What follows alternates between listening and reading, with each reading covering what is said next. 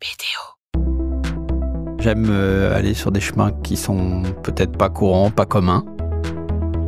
C'est important de bien dormir, on y passe un tiers de sa vie au lit, donc bien choisir son matelas, c'est clé. Quand tes équipes qui ont tout donné, tu leur annonces que c'est la fin, c'est dur. C'est pas avec de l'eau tiède qu'on va changer le monde, mais avec de l'audace.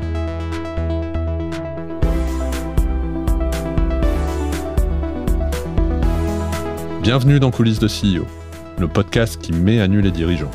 Je suis Arnaud Naudan et dans chaque épisode, avec mes invités, on décrypte les challenges des leaders d'aujourd'hui et de demain.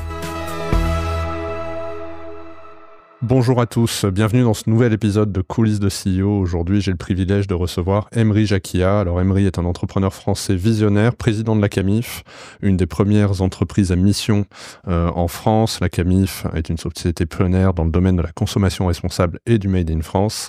Emry est né en 1971 à Boulogne-Billancourt. Il a débuté son parcours dans l'entrepreneuriat en 1995 en fondant la société Mattelsom. On parlera aujourd'hui effectivement de son parcours, de sa reprise de la Camif, de la société à mission et des nombreux engagements d'Emry dans la société. Merci Emry d'être avec moi aujourd'hui. Salut. Bonjour Arnaud. Écoute, première question, est-ce que tu peux nous parler de tes origines, d'où tu viens et peut-être de la première partie de ta vie avant de rentrer dans la vie professionnelle ? Moi, je suis né d'une mère artiste et d'un père entrepreneur. Donc, j'ai la chance d'avoir deux cerveaux, en fait. Voilà. Le cerveau droit et le cerveau gauche. Un côté sensible et puis un côté assez rationnel aussi. Et j'ai fait HEC. Je fais beaucoup de théâtre à HEC. Et puis, j'ai appris à oser, puisque c'est la devise de l'école. En sortant d'HEC, je faisais partie, je crois, des deux seuls de la promo à créer une boîte tout de suite à la sortie d'HEC. Oui, tu as fait le parcours entrepreneur d'HEC. J'ai fait la majeure entrepreneur, donc j'ai sauté en parachute, j'ai fait les séminaires, création d'entreprise, reprise d'entreprise en difficulté, et j'étais convaincu que c'était ce que j'allais faire, quoi. Et je me voyais pas rentrer dans un grand groupe, pas rentrer d'où ça vient, ça, comme justement. mon papa qui a fait toute sa carrière chez Pernod Ricard. Moi, j'ai envie de tracer ma voie. J'avais envie de liberté et j'avais envie d'entreprendre. Je trouve que ça me correspondait bien. Je suis assez créatif et j'aime défricher. J'aime aller sur des chemins qui sont peut-être pas courants, pas communs. Et tu disais que vous étiez que deux. Ouais, t'es que deux, parce qu'à l'époque, en 93, il y avait pas grand monde qui montait sa boîte, quoi. C'était pas courant. Aujourd'hui, ça l'est beaucoup plus. Il y a aussi tous les circuits de financement qui sont beaucoup plus là au démarrage pour accompagner les startups. C'était un grand risque, en fait. Quand t'as fait HEC, tu as quand même investi pas mal d'énergie, de travail. Et puis, généralement, tu mets ça à profit assez vite en rentrant dans un grand cabinet d'audit, de conseil ou dans une banque. Au mariage, c'est une période de la vie où tu as tous tes amis qui commencent à se marier. Qu'est-ce que tu fais, Emry ? Je dis, je vends des matelas par Internet. Les gens disaient, ah bon ? Et alors pourquoi cette idée-là ? J'avais fait donc, juste avant de créer Mattelsom, j'ai fait une coopération à New York où j'étais vendeur d'Orangina. Et là-bas, à New York, j'ai rencontré un modèle que j'ai trouvé très original qui s'appelait 1-800 Mattress. On pouvait acheter son matelas par téléphone. Et je trouvais que c'était vraiment original parce que c'est pas simple d'acheter un matelas. On se pose 25 questions, on sait jamais trop quoi choisir. Puis quand tu vas en magasin ou que tu essayes, t'en essayes un, t'en essayes deux, puis tu t'assois dessus, mais tu dors pas une nuit complète dessus. Et puis c'était une belle histoire, la success story à l'américaine, immigré péruvien de première génération qui monte sa boîte et qui est devenu le 5e revendeur de literie aux États-Unis quand j'y étais, moi, à New York, là-bas en 93, 94 aussi. Et je me suis dit, c'est original. J'ai un petit carnet où je notais mes idées d'entrepreneuriat, tu vois. Et du coup, en rentrant en France, j'ai repris cette idée-là. Je me suis dit, c'est intéressant parce que c'est un marché que je connais pas, mais qui est chouette, quoi. C'est important de bien dormir. On y passe un tiers de sa vie au lit, donc bien choisir son matelas, c'est clé. Il y avait rien d'équivalent à ce que faisait l'Américain. Et je me suis dit, il n'y a pas de raison qu'on ait autant de retard que ça sur les Américains, parce qu'il avait démarré 15 ans avant. Et donc, ça m'a convaincu de me lancer dans l'aventure de vente de matelas par téléphone en septembre 95. J'ai eu la grande chance d'avoir les grèves de novembre-décembre 95 qui ont mis à plat mon activité, qui fait qu'au bout de 2 mois, j'avais dépensé tout ce que je pensais dépenser en 1 an. Et je dis la grande chance parce que je pense que les crises sont des moments forts, mais c'est des opportunités. Enfin, pour un entrepreneur, il y a un danger. C'est ce que l'idéogramme chinois dit, hein, crise, c'est danger et opportunité. L'entrepreneur voit l'opportunité. Et j'ai eu la chance à ce moment-là que, à cause des grèves, les tarifs publicitaires des métros parisiens étaient devenus très accessibles. Donc, j'ai pu m'acheter une campagne de 1000 panneaux publicitaires dans le métro. Et Matelsum a commencé comme ça en janvier 96, quand les métros sont repartis. J'avais 1000 panneaux que j'avais achetés très, très peu cher, que j'aurais jamais pu me payer en temps normal. Donc, je remercie toujours la CGT dans le développement de mon entreprise. Elle a joué un rôle déterminant. Et c'était la grève pour les retraites. Hein. Je tiens à préciser un petit élément de contexte. Un patron qui remercie la CGT. Voilà. Et en fait, grâce à ça, on est resté une dizaine d'années dans le métro parisien. Ça a été vraiment fondateur. Et puis, j'étais dans une pépinière d'entreprise à Suresnes. Et à côté de moi, j'avais le bureau de Corinne Delaporte qui avait créé le Journal du Net en 95. Et un jour, à la machine à café, on discute. Et je lui dis, voilà, j'ai lancé Matelsum, je vends des matelas par téléphone, mais j'aimerais bien compléter un peu mon service par le Minitel, parce que à l'époque, la vente par correspondance, la Camif, la Redoute, ça faisait 1/3 de leur chiffre, ça passait par Minitel. Et elle me dit, non mais, alors attends, il faut pas que tu investisses dans le Minitel, va regarder une jeune start-up aux États-Unis qui vend des livres sur Internet, et il faut que tu développes un site e-commerce. Donc, j'ai été regarder, puis j'ai fait le matelsum.com. Avant que Google existe, on a lancé matelsum.com. Donc, et puis après, on a vécu la bulle Internet, tout ça. Puis le vrai démarrage du e-commerce après l'éclatement de la bulle, avec l'arrivée du haut débit. Et puis après, l'aventure Camif qui a pointé son nez en 2008 lors de la crise financière. Alors, qu'est-ce qui se passe entre justement Matelsum et la Camif ? Ah un parcours entrepreneurial avec passionnant. Tu vois, moi je connaissais rien, je savais rien faire, je connaissais pas mon marché, je connaissais pas comment marchait une entreprise. Bon, t'apprends vite, hein, parce que quand tu sautes dans l'eau et que tu sais pas nager, t'apprends très vite à nager. Donc c'est ce que j'ai fait. À partir du moment où on a pris le virage d'Internet très tôt, 97, 98, j'ai découvert aussi ce nouveau potentiel de vente en ligne où tu peux passer beaucoup plus de messages sur un produit que dans un catalogue papier, où tu peux montrer des vidéos. Alors les vidéos au début c'était un peu limité, mais et puis après l'éclatement de la bulle, ça a été d'autres opportunités de développer Matelsum sur le meuble. J'ai racheté un site qui vendait du meuble qui s'appelait meuble.com, qui a été un échec post éclatement de la bulle Internet, mais moi j'y croyais au fond à ce que le e-commerce prenne 10, 15, 20% de part de marché sur un temps long. Puis quand tu es entrepreneur, tu as ta vie devant toi, surtout quand tu es jeune. Donc, j'avais une vision de temps long. Et donc, j'ai repris cette boîte. J'ai eu du mal avec Meuble.com. J'ai été en Angleterre aussi en me disant, c'est bien, mais il faut que Matelsum se développe partout en Europe. Et là, je suis resté 4 ans sur le marché anglais et puis j'ai fini par fermer la filiale anglaise parce que je gagnais pas d'argent. Je trouvais pas de modèle économique et en fait, on n'avait aucune synergie entre les différents pays européens parce que chaque pays a ses habitudes de couchage. Donc, en Europe du Nord, tu dors long et large. En Europe du Sud, c'est court et étroit.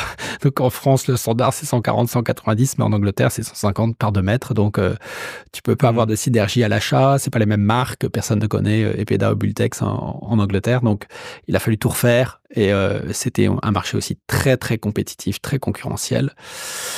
Et donc, tu vois, parfois, dans la vie d'entrepreneur, tu te coupes un bras. Donc, voilà, tous les entrepreneurs se sont coupés 1 ou 2 bras ou ont des marques de leurs échecs. Mais t'as vécu ça vraiment comme un échec quand ça s'est Oui, passé bien sûr. Ouais. C'est dur. Hein. Ouais. Quand tu vas voir tes fournisseurs et tu leur dis, en fait, on va fermer puis vous ne serez pas payé à la fin du mois.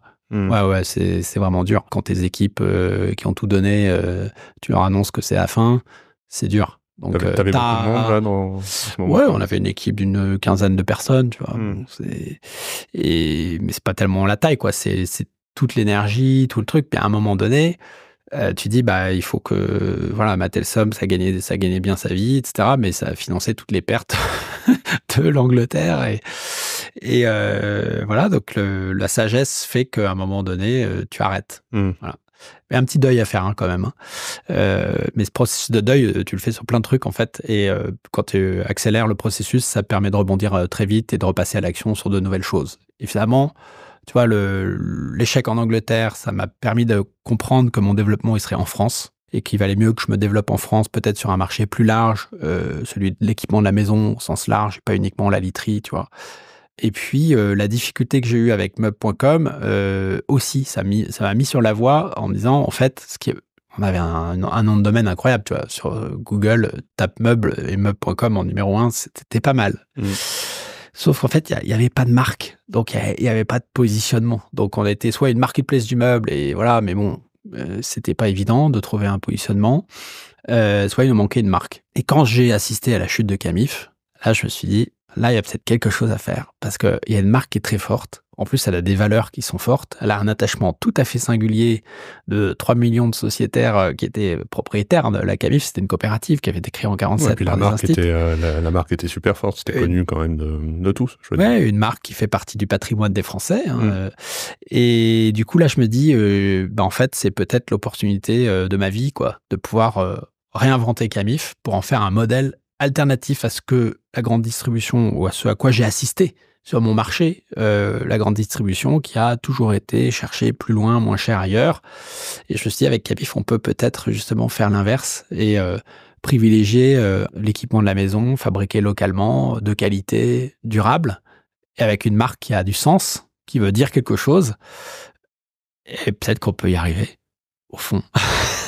Alors, justement, je te poserai une question. Il faudra que tu nous expliques vraiment comment ça s'est passé, la reprise de la Camif. Mais on connaît tous tes engagements et on va en parler dans le détail. Mais à ce moment-là, tu étais déjà conscient des enjeux liés au changement climatique, à la responsabilité des entreprises. Et c'est ça qui t'a amené à penser le modèle de Camif, ou c'est finalement, tu as commencé par la Camif et ensuite tu as évolué, je veux dire, à titre personnel? La prise de conscience, elle a été progressive. Tu vois, l'arrivée de mon premier enfant en 2000, tu prends conscience, tu te dis en fait, quel monde je suis en train de construire pour lui demain.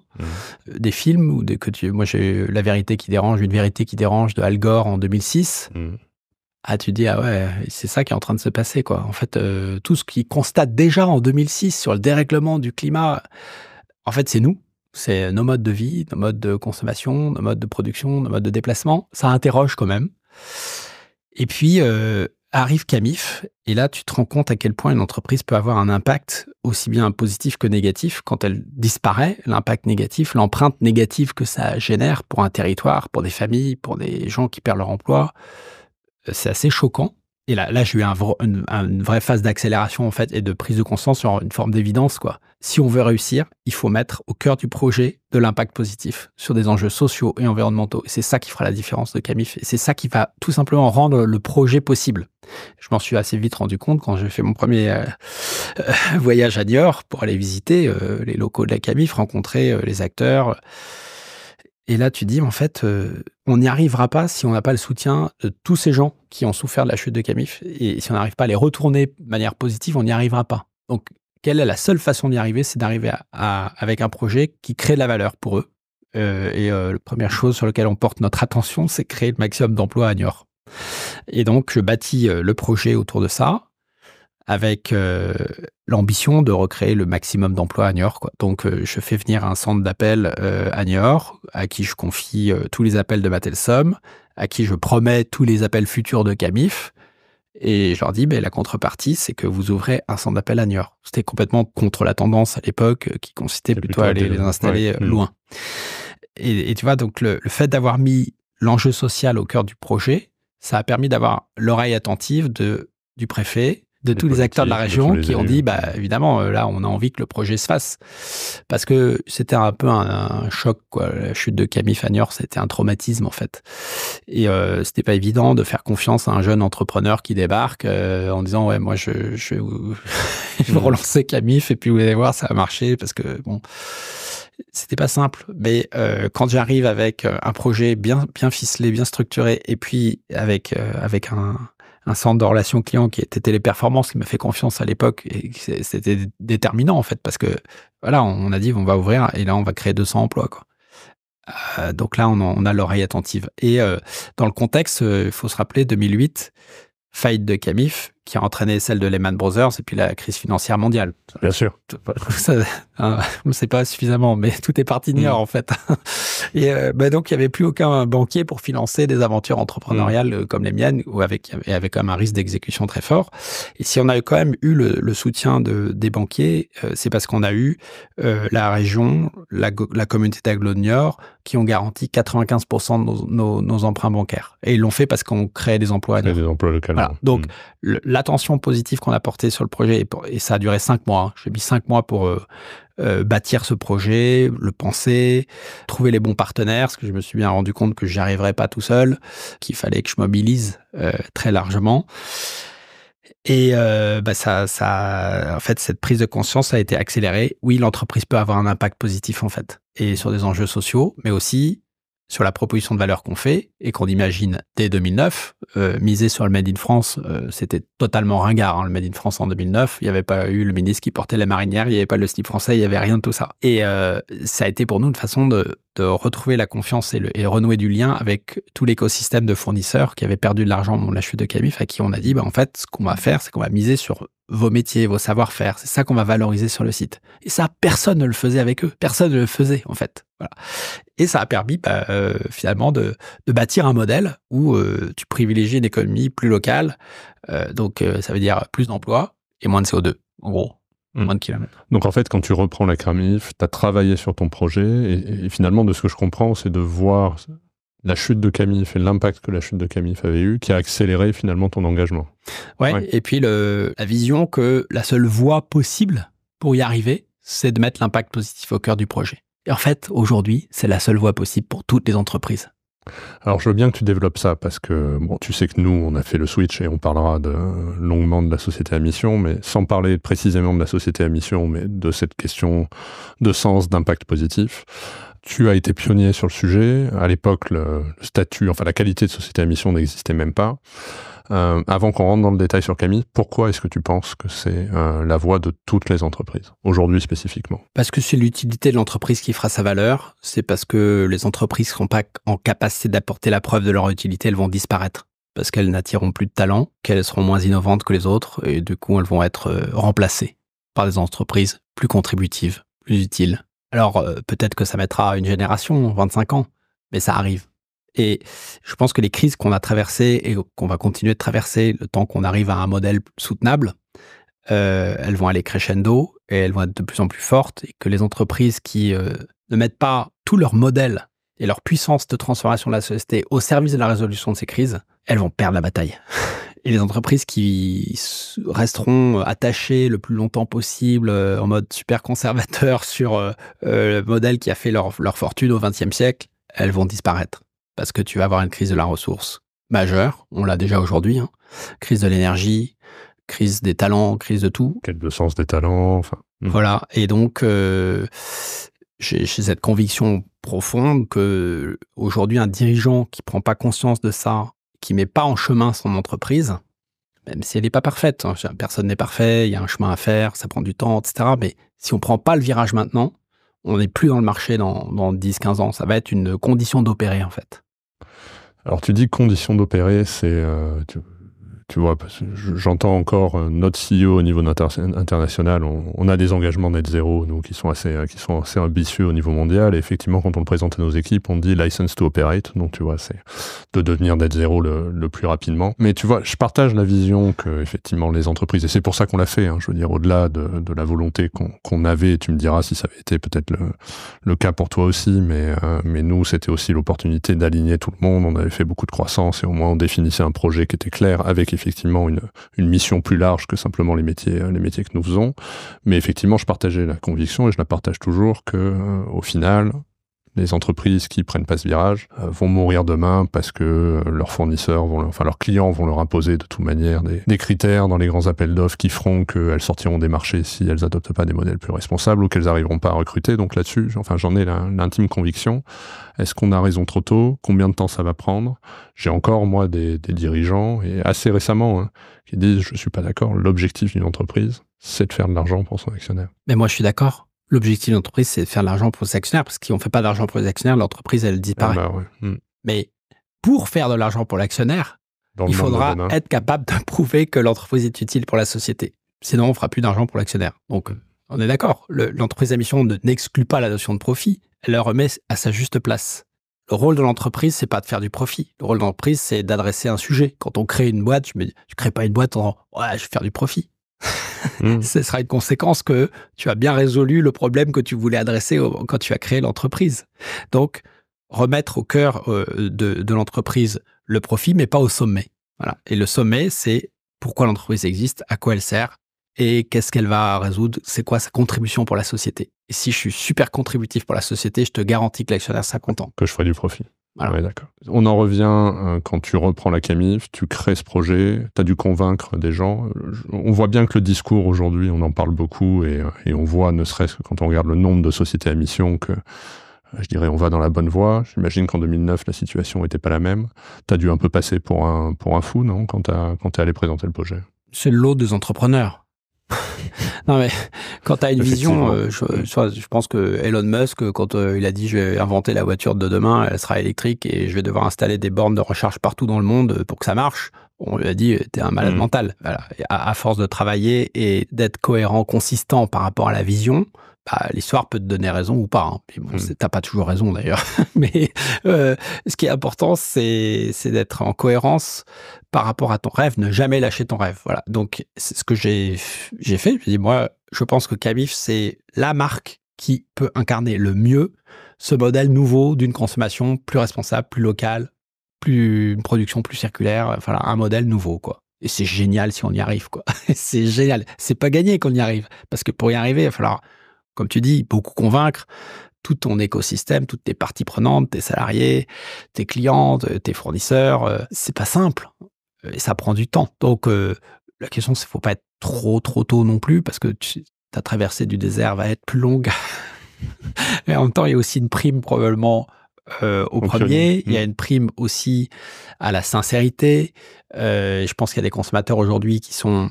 Et on le voit, on a fait une étude au sein de la communauté des entreprises à mission qui montre que 91% des Français souhaitent que les entreprises s'engagent davantage. Mais aujourd'hui, ils veulent des entreprises qui sont capables d'apporter des preuves de leurs engagements. Parce qu'ils sont aussi assez éduqués par rapport aux tentatives de greenwashing de beaucoup. Donc, voilà, donc je pense oui, tu as besoin d'être un peu en avance, tu l'es forcément quand tu es entrepreneur. Après, il faut embarquer. En fait, tu vois, la mission de Camille, je ne l'avais pas en tête en 2009. J'avais en tête un modèle qui prône cette consommation locale et tout ça. Consommation responsable, made in France. Mais finalement, c'est avec la rencontre des chercheurs en 2012-2013, Blanchet-Grestin et Armand Actuel, chercheurs à l'école des mines, à la chaire théorie de l'entreprise de l'école des mines, qui eux, pendant la crise financière de 2008, se sont dit, en fait, c'est pas une crise financière, c'est la crise de l'entreprise. Et ils ont écrit un petit bouquin, Refonder l'entreprise d'ailleurs. Et ils avaient théorisé autour de ce modèle de la société à objet social étendu, convaincus que l'objet social dans l'entreprise peut pas se limiter à être le partage du profit entre actionnaires, mais qu'elle a un vrai rôle, une vraie utilité, et qu'on a oublié ça, et qu'il faut remettre ça au sommet de pourquoi l'entreprise existe. Et ils cherchaient des entreprises pour expérimenter leur cadre théorique. Et moi, je me suis dit, mais c'est super, en fait. Ça, c'est un bel exercice qu'on va faire parce que, en fait, on s'est jamais posé vraiment la question de pourquoi on existe, de à quoi on sert. Et cette réflexion, elle nous a pas mal occupés. Hein. Ça a été 2 ans et demi de réflexion pour sortir les 2 phrases de la raison d'être. Donc, c'est pas qu'on n'est pas très efficace, mais c'est parce qu'on a fait un travail très collaboratif d'interroger largement l'ensemble des parties prenantes avec cette question.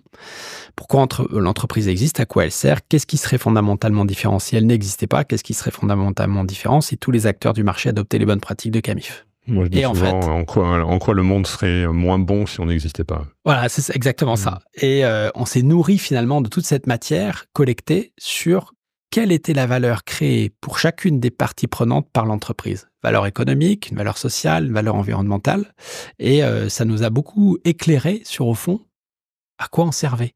Et tu vois, le thème de la consommation responsable, qui est vraiment central aujourd'hui dans notre mission, est apparu très nettement chez les clients. En fait, nous, on aime que vous nous aidiez à consommer plus responsable, de manière plus éclairée, plus raisonné.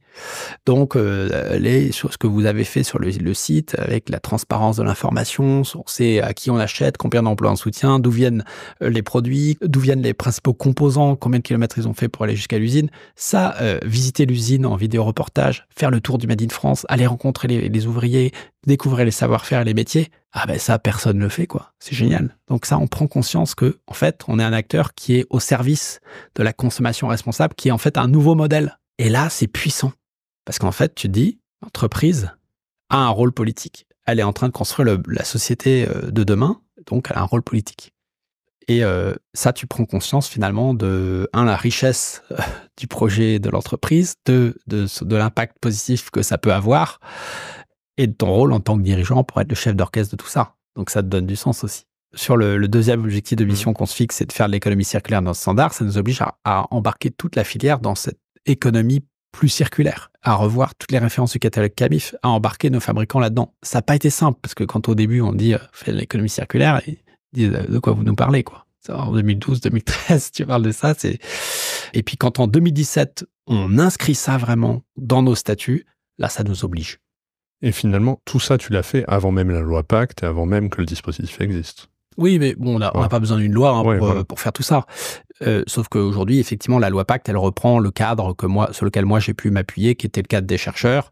Elle a un peu modifié, mais en gros, la loi Pacte, qu'est-ce qu'elle dit ? Elle dit une société à mission, c'est d'abord une entreprise qui a mis au cœur de son modèle une mission avec un impact positif pour la société, donc qui s'est obligée à formuler cette question de la contribution positive de l'entreprise pour la société. C'est dans les statuts, il y a une raison d'être, il y a des objectifs socio-environnementaux. Ensuite, c'est l'entreprise qui a instauré une nouvelle gouvernance, parce qu'on sait très bien que si on maintient la gouvernance telle qu'elle est aujourd'hui dans l'entreprise, c'est-à-dire aux mains des actionnaires avec le conseil d'administration, on a peu de chances de transformer en profondeur les modèles, parce qu'on aura une vision plus court-termiste et plus héroïste, on va dire, au profit des actionnaires, mais qui ne sert pas au fond le projet de l'entreprise. Et donc, la création du comité de mission pour les entreprises de plus de 50 personnes, ça, c'est un nouvel organe de gouvernance indépendant du conseil d'administration. Et c'est la première fois dans l'histoire des droits des sociétés, tout pays confondu, qu'on crée le premier organe de gouvernance de l'entreprise. Parce que l'entreprise n'existe pas en droit.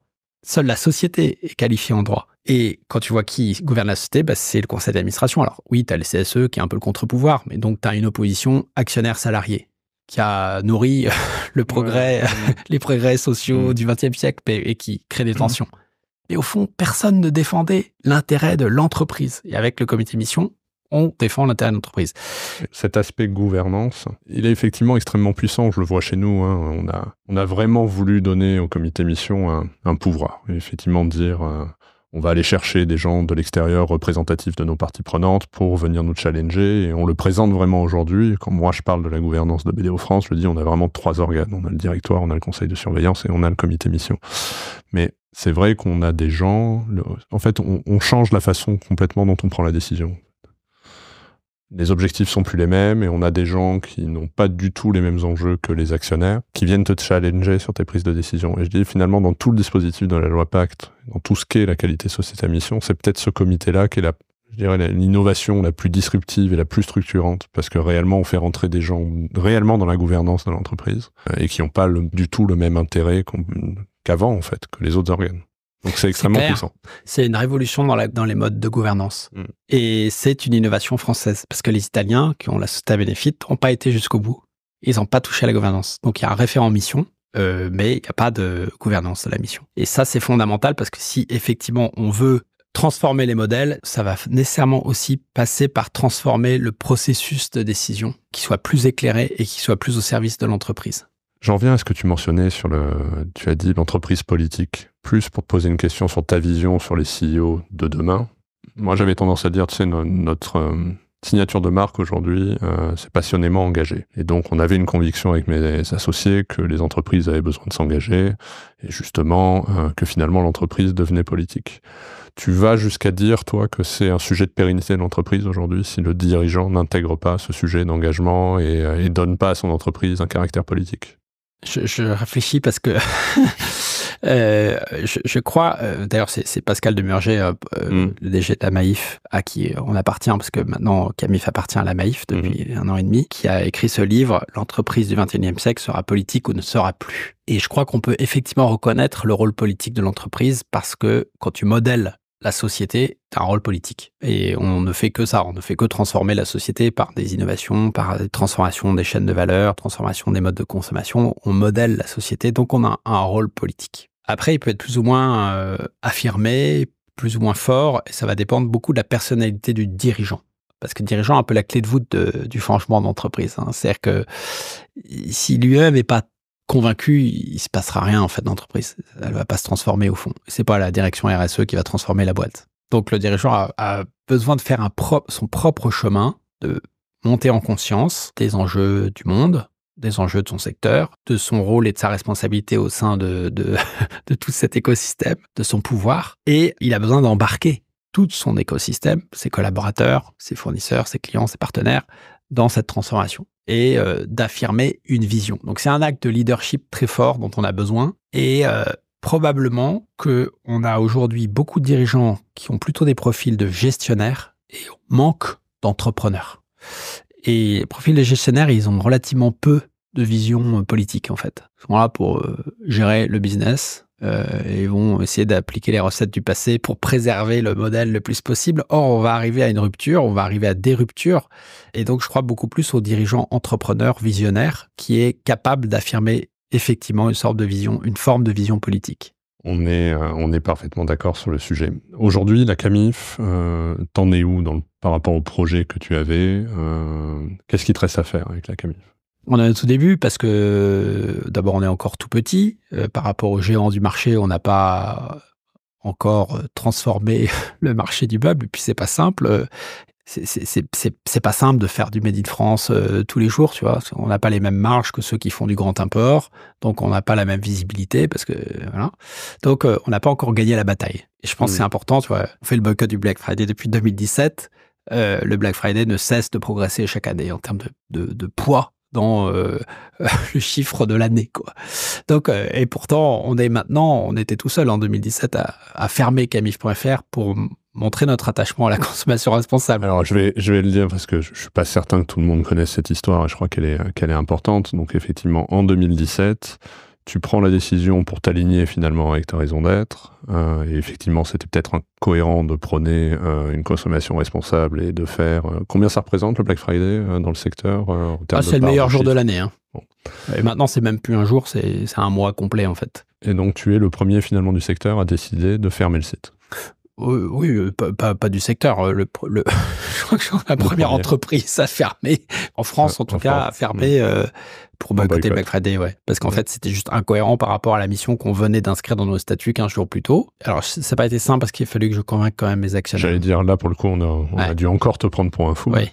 Ouais. Mais je pense que c'est aussi ce qu'on attend d'un dirigeant aujourd'hui. C'est du courage et de l'audace. Parce que c'est pas avec de l'eau tiède qu'on va changer le monde, mais avec de l'audace. Et j'ai convaincu mes actionnaires comme ça, en disant, qui va parler d'un site qui ne fait pas de promotion le jour du Black Friday? Personne. Qui va parler d'un site qui ferme le jour du Black Friday? Peut-être que là, on peut trouver des gens qui vont en parler. Ça n'a pas été mon meilleur comité stratégique de ma vie. Hein. Ils ont passé 2h30 à essayer de me convaincre de ne pas fermer. Et j'ai senti que je touchais à un dogme, celui de la croissance. Ah ouais. Là, on va faire de la décroissance et on va faire une grosse décroissance. On va perdre le meilleur jour de l'année. Donc, c'était courageux, audacieux et périlleux. Parce que pour que ça marche, il fallait qu'on informe. Donc, que ça soit connu. Et que cette action soit relayée. Et donc on a envoyé nos communiqués de presse après l'accord du comité stratégique aux journalistes en disant on va fermer pour boycotter Black Friday. Et donc ça n'est que parce que individuellement, quelques journalistes nous ont rappelé en disant ouais, venez nous expliquer pourquoi vous faites ça et c'est quoi le problème, c'est quoi votre vision. Donc j'ai fait mon baptême de Jean-Jacques Bourdin là. Alors, c'était pas Arnaud, mais c'était Jean-Jacques en face de moi. Une demi-heure à l'antenne sur RMC pour expliquer. Il était assez sceptique au début en disant en fait vous faites un coup de com quoi. Et j'ai dit oui. On fait de la com responsable. Parce qu'aujourd'hui, j'ai rien à vous vendre. J'ai juste à vous faire passer un message. Le Black Friday, ça pousse à la surconsommation. Ça, tout le monde est d'accord. Et en fait, ça nous emmène droit dans le mur. Or, 15 000 scientifiques dès 2017 avaient déjà bien largement répandu le message que nos modes de vie, nos modes de consommation étaient responsables de ce qu'on observait en termes de dérèglement du climat et qu'il fallait changer. Et moi, en tant que dirigeant, je suis un acteur du changement. Je peux aider à faire prendre conscience de ouais, on peut changer. Bon, on a fait ça en 2017, on a fait ça en 2018. Mais en 2018, on n'a pris personne en traître. Là, on a envoyé un sondage, une enquête à nos clients en leur demandant qu'est-ce qu'ils vous voulez qu'on fasse. Est-ce qu'on allait fermer à nouveau camif.fr ou est-ce qu'on allait faire des promotions comme tout le monde, mais sur des produits éco-responsables et made in France? On avait 88% de nos clients qui ont dit fermez, parce que c'est ça qu'on attend de vous. C'est pour ça qu'on vient chez vous. Et là, tu te dis génial, parce que j'ai un alignement. Et donc, tu développes les énergies. Et donc, tu accélères la transformation. Et donc, le bénéfice du renoncement, c'est que même si à court terme, ça n'a pas été bon pour le chiffre de l'entreprise, sur le temps long, ça a été un outil puissant pour transformer notre clientèle. On a recruté beaucoup de jeunes nouveaux clients qui cherchent à donner du sens à leur achat et qui cherchent des marques capables d'apporter la preuve de leurs engagements. Et on est devenu la marque préférée des Français dans l'équipement de la maison pour notre engagement sur la consommation responsable. Donc, ça a créé de valeur économique, ça a créé de valeur pour la société, je pense. 1500 sites e-commerce qui ont boycotté le FRD, c'est pas mal. Et puis, ce que tu as perdu. Je me rappelle, on se disait, finalement, la société à mission, ça peut être la courbe Nike, quoi. Accepter de perdre un peu au départ et puis de remonter. Tu as gagné des clients, finalement. Exact. Ça. Donc, ce que tu avais perdu probablement la première année en fermant, tu l'as repris. Oui, on l'avait pas fait pour ça, au fond, mais en fait, le fait d'être aligné, c'est là où la prime à la cohérence, la prime à la sincérité et la prime à la preuve. Et d'ailleurs, ça a effectivement été suivi, tu disais, il y en a beaucoup qui l'ont fermé. En termes de com, il y a des boîtes qui ont fait des choses super. Enfin, je sais pas si tu as vu la campagne de Patagonia, donc on en a beaucoup parlé, achetez pas cette veste.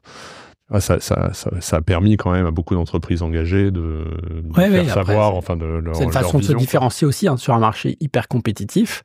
La mission est un outil de différenciation, donc de création de valeur. Tu as été suivi dans ton secteur? Oui, dans mon Il secteur. y en a d'autres qui sont sur un positionnement comme cela, qui ont vraiment fait de ce positionnement un cœur de la stratégie. Alors déjà, dans notre parc de fournisseurs, on a maintenant des sociétés à mission. On a aussi diffusé au sein de notre propre écosystème.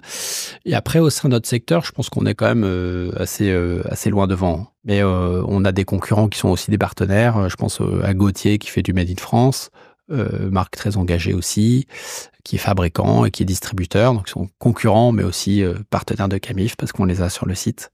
Il y a quelques belles initiatives. Et après, il y a quelques grosses tentatives de greenwashing, mais je ne citerai pas les marques. Quand on fait venir des produits de l'autre bout de la planète et qu'on dit qu'on fait du green, ça me fait un peu rigoler. Mais... On n'est pas très cohérent. Ouais. Tu as été assez exposé là, récemment avec la mission que t'as confiée Christophe Béchu sur la TVA pour promouvoir l'économie circulaire. Tu peux nous en dire un peu plus, la genèse de cette demande, que tout le monde comprenne bien, et puis surtout les propositions. Je trouve assez intéressant quand on en discutait. Oui, la genèse, c'est qu'en 2017, là aussi, c'est dirigeants politiques, finalement, je dis, il faut qu'on utilise la fiscalité au service de la transition écologique. Et donc, il faut qu'on mette une TVA responsable, une TVA réduite sur la réparation, l'éco-conception, parce que c'est juste aberrant de taxer de la même manière un produit qui est éco-conçu, fabriqué en France, qu'un produit qui est fabriqué à l'autre bout de la planète, qui respecte aucune de nos normes, ni sociales, ni environnementales. Tu crées un champ d'inéquité sur l'accès au marché qui n'est pas acceptable, en fait. Donc, il faut une TVA positive, en fait, quelque part, une TVA réduite sur les gens qui font des efforts d'éco-concevoir. Et puis, c'est aberrant aussi d'imaginer que tu as quand même un consommateur sur deux qui ne répare pas, par exemple, son électroménager parce que ça coûte plus cher que d'acheter un premier prix qui vient de l'autre bout de la planète. Donc, il y a un problème, en fait. Voilà. Donc, je fais ça. Je fais une pétition. J'ai 20 000 signataires à ma pétition que je remets à Nicolas Hulot, à l'époque, ministre de l'écologie, qui me dit, non, mais ça va pas être possible, l'Europe, machin, truc. Moi, je suis persévérant. Donc, chaque année, je continue à travailler le sujet. Avec Le Bon Coin, on a fait aussi du plaidoyer sur un crédit d'impôt économie circulaire. Et donc, j'ai dû être repéré parmi ceux qui pensaient que c'était bien d'utiliser la TVA pour attaquer le sujet sujet de la transition écologique. Et donc, Christophe Béchu, au moment du projet de loi de finances 2023, il y avait l'inscription de faire un rapport sur la mise en route d'une TVA réduite sur l'économie circulaire. On nous a demandé avec Emmanuel Ledoux, qui est la DG de l'INEC, l'Institut national d'économie circulaire, de faire ce rapport. Donc, on a eu 2 mois pour faire un rapport sur les conditions. Donc, on a étudié les différents secteurs de l'économie circulaire, la réparation, le reconditionnement, la seconde main, l'éco-conception. On a interviewé pas mal d'acteurs et on a sorti un certain nombre de recommandations. D'abord, c'est celle de faire ce que l'Europe nous permet de faire. Il y a une directive européenne qui permet d'avoir un taux de TVA réduit sur la réparation de vélos, d'électroménagers, de textiles habillement. Faisons-le. Ensuite, d'élargir ce champ à d'autres secteurs, et puis en particulier à l'économie de la fonctionnalité qui est naissante, en particulier à l'éco-conception, parce que voilà, le jour où on aura une TVA réduite sur les produits éco-conçus, les meilleurs produits éco-conçus, et ben le consommateur fera peut-être davantage d'arbitrage au profit d'un produit peut-être plus cher au départ, mais dont il sait qu'il va pouvoir bénéficier d'une TVA réduite, et puis qu'il va pouvoir réparer avec aussi une TVA réduite. Et en fait, le gros problème qu'on a aujourd'hui, c'est pas un problème de demande, c'est un problème d'offre. On n'a plus de réparateurs. Les cordonniers étaient 45 000 en 1950, il y en avait 8 000 il y a 20 ans, on en est à 3 500. Et dont beaucoup sont au bord de la retraite, quoi. Donc, il faut remettre des marges aux entreprises qui font de la réparation, parce que les modèles économiques sont vraiment pas simples.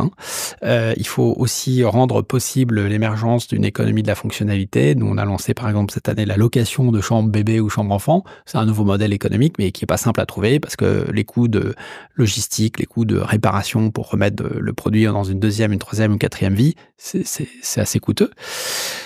Voilà, donc on a remis ce rapport il y a 3 semaines au ministre de l'écologie, qui a trouvé que c'était un bon rapport et qu'il y avait une bonne mesure qui était effectivement applicable rapidement, qui était une TVA réduite sur la réparation. Donc j'espère que tu l'as remis à Béchu, mais qu'en pense Bercy? Alors je ne sais pas ce que pense Bercy, mais ce qu'on a pu démontrer dans le rapport, c'est qu'il n'y aura pas de coût pour l'État, parce qu'il vaut mieux taxer moins quelque chose que taxer beaucoup ou rien. Or, aujourd'hui, la réparation, c'est quasiment rien. Et puis, le modèle même, taxer moins un produit éco-conçu qui coûte plus cher rapportera plus que de taxer beaucoup un produit premier prix qui fait du déficit commercial et qui vient de l'autre bout de la planète. Et voilà, donc il y a un changement de modèle à opérer. Chacun a un rôle à jouer. C'est-à-dire, l'État a un rôle à jouer à travers le levier de la commande publique, à travers le levier de la réglementation, mais aussi à travers le levier fiscal. Il faut utiliser la TVA parce que c'est un outil simple qui peut jouer à la fois sur l'offre et sur la demande. Si on en revient à toi, à ta personnalité, est-ce qu'il y a d'autres dirigeants ou des personnalités globalement qui t'ont inspiré, qui t'ont aidé à te construire dès tes débuts dans l'entrepreneuriat ou même encore aujourd'hui, je veux dire, est-ce qu'il y a des gens mon qui premier sont mentor, c'était mon papa parce qu'il m'a soutenu et il m'a dit vas-y, fonce, ça m'a donné envie de faire.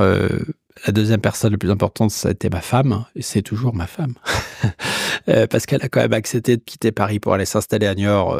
Je ne lui avais pas vraiment posé la question d'ailleurs. Je suis rentré un samedi soir, un dimanche matin après un rendez-vous chez le préfet le samedi soir en disant on part à Niort. Mais le soutien de la famille et du conjoint en particulier, c'est déterminant dans le succès d'un entrepreneur. Et puis après, des modèles inspirants, moi, j'ai pas un modèle inspirant, mais je m'inspire de plein de choses en fait. Ouais. Il n'y a pas une personnalité comme ça. Non, tu non. te dis, voilà, c'est... Non, puis je pense que chacun doit faire son propre chemin et on se nourrit des rencontres, des échanges qu'on a au sein de la communauté des entreprises à mission. Moi, j'ai eu des échanges formidables. Tu vois, quand tu parles avec Blanche ou avec Armand, chercheur à l'école des mines, c'est extraordinaire parce qu'ils ont un recul et ils ont une vision du temps super long qui est tellement agréable. Donc, voilà, ça peut être des lectures, des films, des rencontres qui m'inspirent, mais je ne saurais pas te dire... je n'ai pas un modèle dans la vie, quoi. Non. Qu'est-ce que tu conseillerais à effectivement un dirigeant aujourd'hui qui... on a sorti une étude là, très récemment. On a questionné des dirigeants d'entreprise vraiment de toute taille sur à la fois les grands enjeux de demain qu'ils identifient et les sources d'inquiétude. Et en fait, on s'est rendu compte sur ces sujets de transformation environnementale et de transition qu'effectivement, c'était dans les têtes d'assez bons niveaux, mais que par contre, en termes d'actions concrètes dans les entreprises, finalement, on ne sait pas trop par quel bout le prendre. Et on voit que Si certains grands groupes ont déjà fait de grandes choses, je dirais le tissu économique français est quand même composé plutôt de petites entreprises qui vont être impactées, qui vont elles aussi devoir se transformer. Il y a nécessité qu'elles se transforment. Mais il y a un vrai sujet d'accompagnement des dirigeants dès le départ sur la prise de conscience. Et d'ailleurs, nous, tu sais que c'est la raison d'être du groupe aujourd'hui. C'est justement d'aider nos clients sur l'ensemble du territoire, déjà à prendre conscience et ensuite d'aller les accompagner. Mais qu'est-ce que tu dirais finalement à ces gens-là pour finalement convaincre à ta manière de se transformer pour être toujours là demain, quoi. Avoir les yeux ouverts, constater ce qui se passe aujourd'hui, écouter ce qui se dit chez les scientifiques, puis passer à l'action. Et pour ça, libérer les énergies en interne. Et pour libérer les énergies, qu'elles aillent dans le bon sens, il faut qu'on ait une mission claire. Parce que la mission, ça va être le cap, la boussole, qui va permettre de traverser les crises et qui va permettre de construire cette vision du récit de demain pour l'entreprise. Et la co-construire avec ses partenaires, avec ses collaborateurs, avec ses partenaires clés, c'est essentiel parce que tout ne peut pas dépendre du dirigeant. Le dirigeant, je l'ai dit tout à l'heure, c'est la clé de voûte. Il va impulser les changements. C'est un acte de leadership assez fort que de définir une mission, une raison d'être. C'est un exercice qui n'est pas simple. C'est une forme de ligne de crête qui n'est pas évidente à trouver entre pas être trop déconnecté de ce que fait l'entreprise aujourd'hui, mais en même temps créer de l'attention pour que ça transforme et que ça suscite de l'engagement. Donc, faut aussi, il faut faire ce chemin pas seul, le faire entourer d'autres dirigeants. C'est pourquoi on a créé la communauté des entreprises à mission, pour partager avec des gens qui sont peut-être un peu plus avancés ou peut-être un peu moins, mais qui vont se nourrir et s'inspirer d'autres démarches. Embarquer très tôt les collaborateurs dans la réflexion, co-construire cette mission, c'est un chemin qui est passionnant en fait. Et oser. Aujourd'hui, on a besoin d'audace. Et je confirme que c'est passionnant, c'est bien le chemin qu'on a pris et je pense que toutes nos équipes peuvent en attester. Merci beaucoup Emery encore une fois d'avoir accepté cette invitation. C'était un échange passionnant. Je te souhaite le meilleur pour la suite, le meilleur pour la CAMIF et puis que la société à mission se diffuse au niveau européen. Merci beaucoup Emery. Et j'espère que vous aurez apprécié ce nouvel épisode. Merci à tous pour la fidélité. Mettez 5 étoiles et rendez-vous la semaine prochaine avec un nouvel invité. Merci Arnaud. Salut. Au revoir. Merci beaucoup d'avoir écouté cet épisode de Coulisses de CEO. Je vous donne rendez-vous la semaine prochaine avec un nouvel invité. Pour ne manquer aucun épisode, abonnez-vous sur votre plateforme d'écoute préférée et partagez l'épisode parce que le podcast, finalement, c'est comme les valeurs d'une entreprise, ça se partage.